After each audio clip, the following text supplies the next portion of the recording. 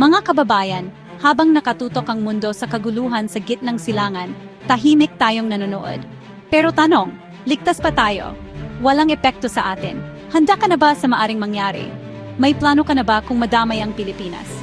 June 24, 2025, jet fighter ng Iran dumaan sa airspace ng Pilipinas.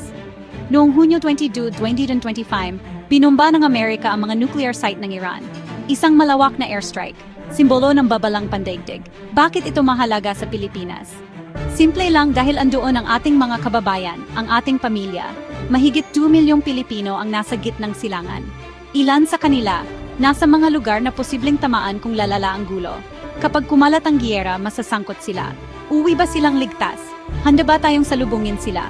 Sapat ba ang ayuda? Ang Strait of Hormuz, daanan ng 30% ng langis ng mundo. Kung isasara ito ng Iran bilang ganti, tataas ang presyo ng gasolina. At kapag tumaas ang gasolina, susunod ang presyo ng pamasahe, pagkain, kuryente, gamot, lahat.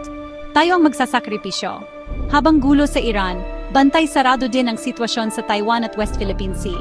May tensyon, may banta, may posibilidad tuluyan na tayong sakupin ng China. Kung kumalat ang giyera, maaring gamitin ang mga base sa Pilipinas. Pwede tayong masangkot, gusto man natin o hindi.